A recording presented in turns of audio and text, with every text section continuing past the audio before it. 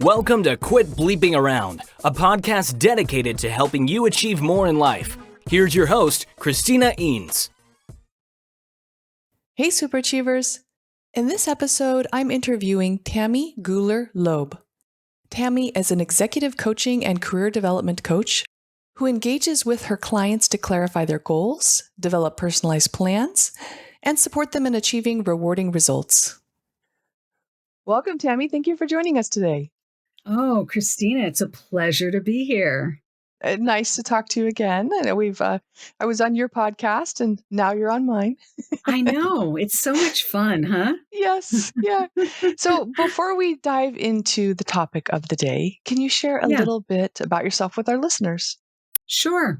Well, I am a career and executive coach. I've been doing this for over 20 years. And I actually did a few other things before that. I know it's hard to tell that I've been working that long, but I have.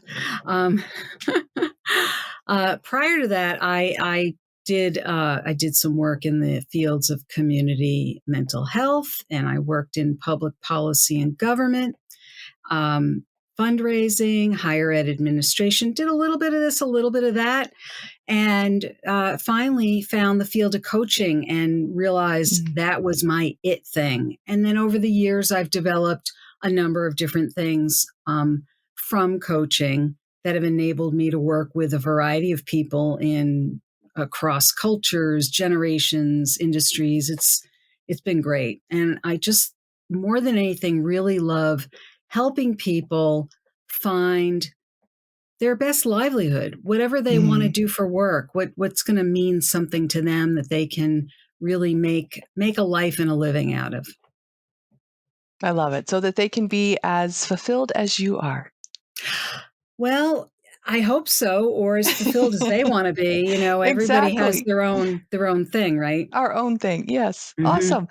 So then how do we find a job that is the right fit for us? Let's just dive in deep. Yeah. Well, so, there's a few things that are important about that. I think that when we're starting out, let's say, you go to college or you go for some kind of vocational training, oftentimes people will get some advice from somebody who tells them what they think is best for them. And I think that one thing that's important is to kind of check in with yourself, as I say, work from the inside out, right? If you can explore that part of yourself that tells you what you think you want, it's very important to figure out what are the things you like to do, not just what you're good at. I think one of the mistakes that some people make is that they go after something that they're good at, but they don't always ask themselves, do I like this? So for example, I'm really good at baking bread. But I don't necessarily want to become a bread baker because I don't want to get up at 2:30 or 3 o'clock in the morning and become a master bread baker. I just would like to do it as a hobby on the weekends. So, I think that it's important to know yourself, and at least at varying stages in your life. So one thing is take a little time to get to know yourself. Now, of course, you have to make a living, so you can't take that much time. But I do suggest that people don't just listen to those well-intentioned people around you who say, well, you're good at this, so you should become a thus and such.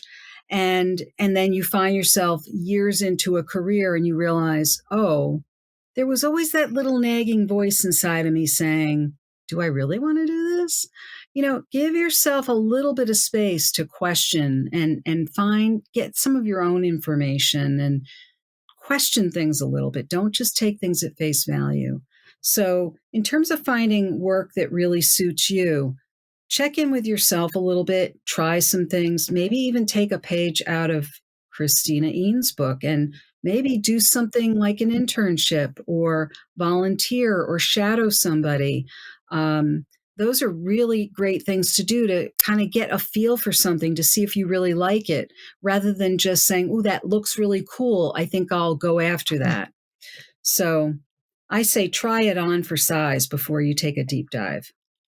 I love that. So look deep within, see what you like, what brings you joy, what brings you fulfillment, and then try a few things out.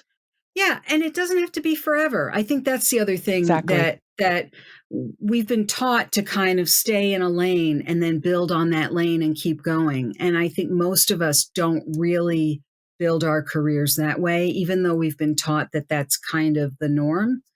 So don't expect that whatever you're going to decide to do today is what you're going to be doing 5 years or 10 years from now.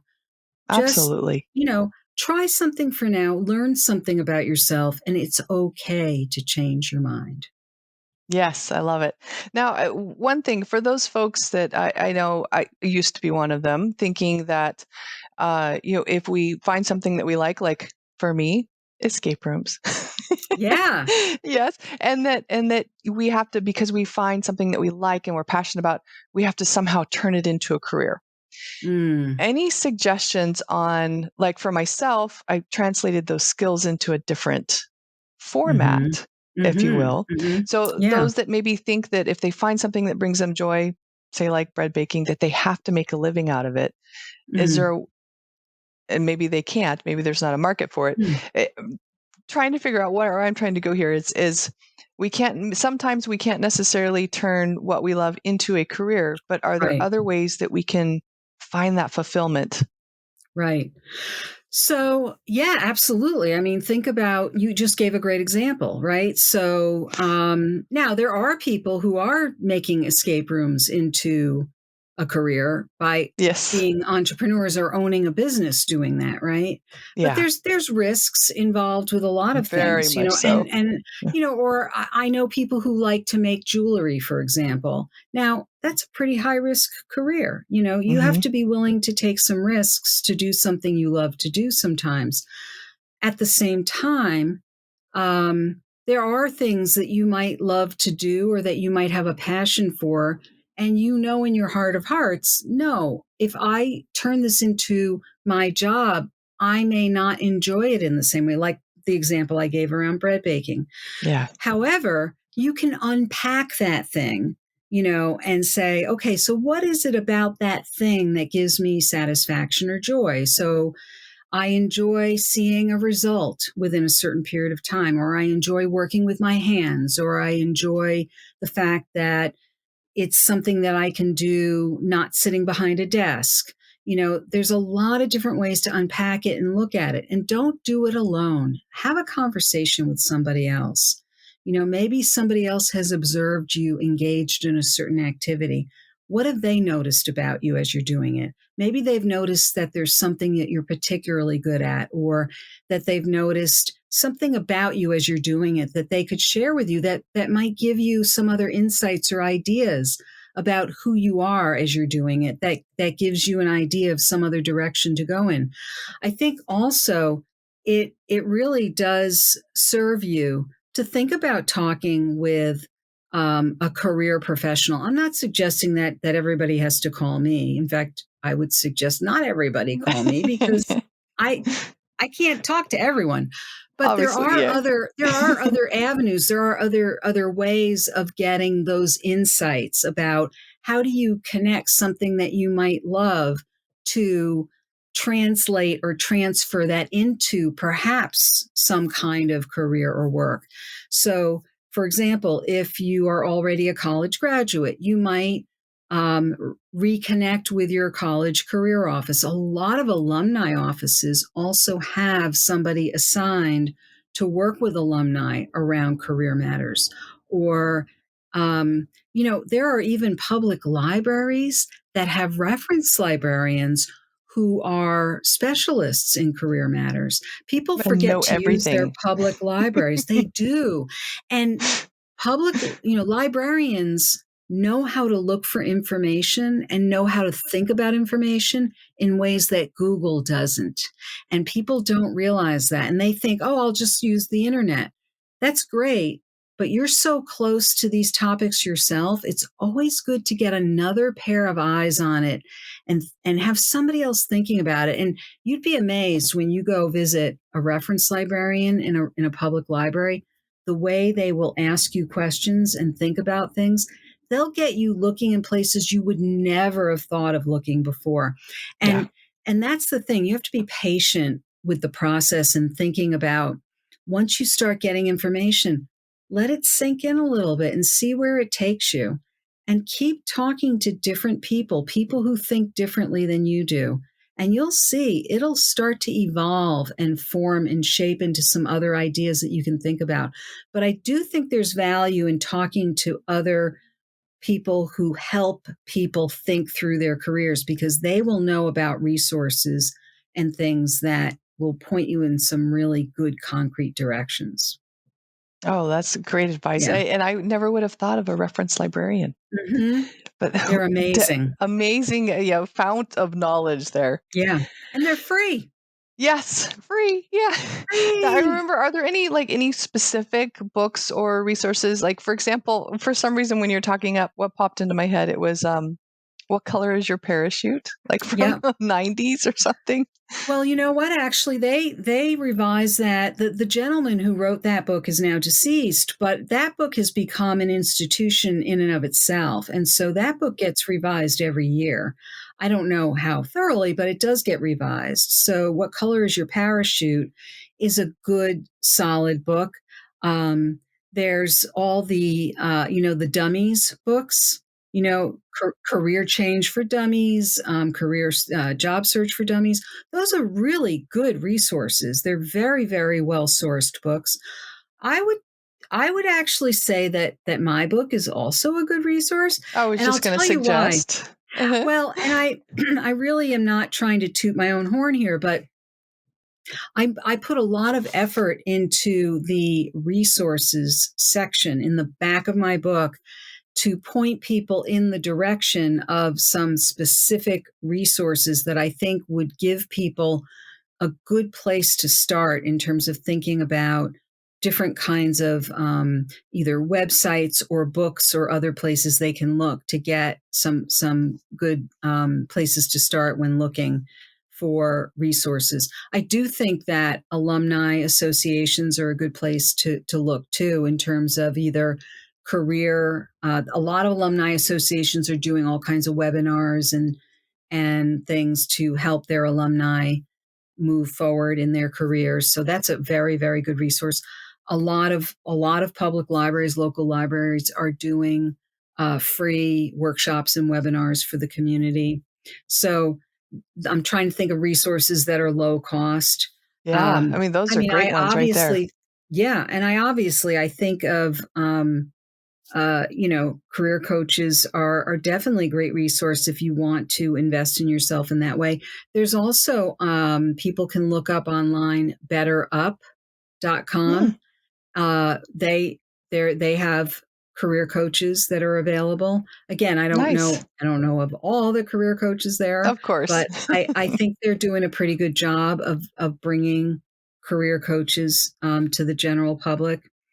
I do think that navigating the world of work does require some knowledge and some finesse. Hmm. It's not an overnight equation. If you're really looking for work that's meaningful, something that you're really we're not just talking about looking for a job. If you're Yes. talking about just getting a job, this conversation is not really all that Yeah. substantive for someone looking just for a job to just bring in cash. But if you're talking about really trying to find something that's really going to be meaningful to you, where you're really looking for something that's a good fit, then you really do want to put some time and effort into it and give yourself the grace of patience with the process, and you'll be Yes. glad you did. And it'll pay off in spades over time, because this won't be the first time that you're going to want to invest in this process. And I don't mean invest in terms of cash. I mean in terms of investing in yourself and giving Yes. yourself the time to do that exploration. There are quite a few excellent books that I list in the back of my book. And my book is available at some public libraries too. And if it's not Hmm. available at your local public library, you can certainly ask your public library to buy it and have it be available. Yes. So if you don't want to buy Nice. it, there is a way to get it. There is a way to get it. Awesome. Hmm. Now, let's say once someone figures out, okay, I know what I want to do. Hmm. There are so many different job titles out there, and some of them completely do not represent what the job is. That's right. suggestions for muddling through that? Well, muddle is a very good word. And not only are job titles deceiving, so are job descriptions. So Yes. oftentimes job descriptions and job titles are confusing. So my suggestion is that if you see a job title or a job description with a particular organization that you're interested in working for, go into LinkedIn and look to see if you are on LinkedIn, which you really should be, Yes.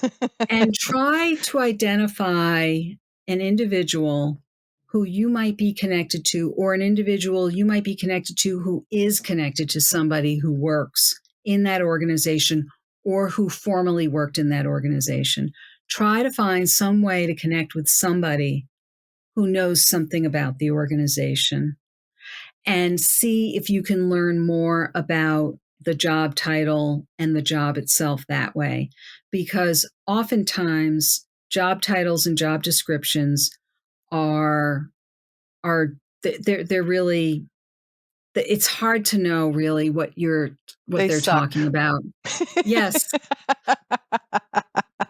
they do.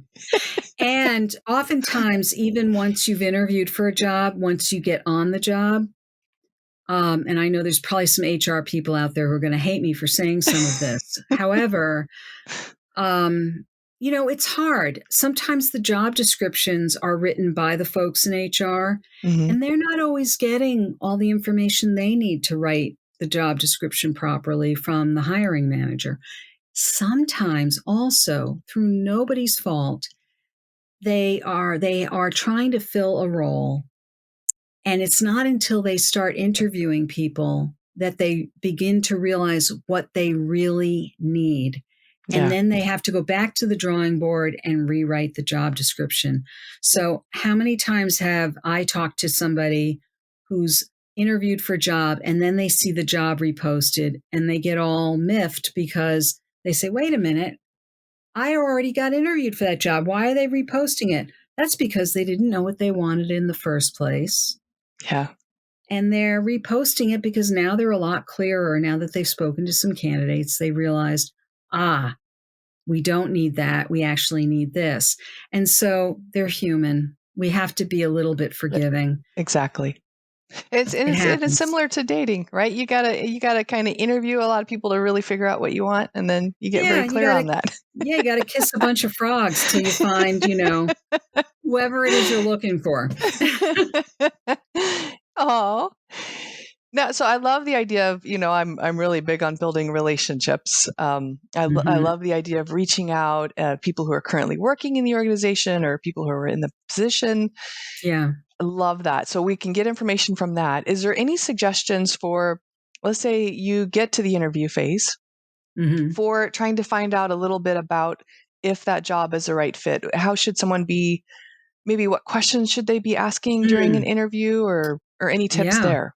Absolutely. So I would say, one of my favorite questions is, what would success look like for this role or for Hmm. this person? And that gives you an Nice. idea of what's on their minds. What are they looking for? What are their priorities? What are they hoping this person will be able to accomplish, or how this person will be able to perform? And oftentimes, you have the opportunity to even ask a follow up question once you get the answer to that question. So, I often will work with my clients on these kinds of things and say, so when you get an answer to a question like that, think about what would a good follow up question be to that. So if you get, some answer to what would success look like, you might ask a follow up question like, and what would you be looking for in terms of benchmarks, or in terms of how you might measure that? Or how soon might you be looking for some of those things? Would it be the first 60 days, 90 days? Um, you know, what other things might you be looking for in terms of the person being successful? Or what kinds of communication would work best to help to know that that person is really achieving those things.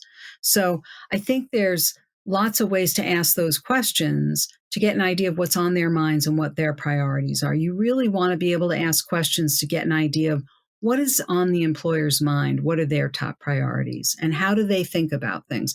Because you want to know, what are they expecting, and are those Yes. expectations aligned with the kinds of things that matter to you? To me, an interview is a two-way street. You're interviewing them as much as they're interviewing you. Yes. Absolutely. Well, and I love, so twofold, right? One, you are learning more about the position and if it's a right fit for you.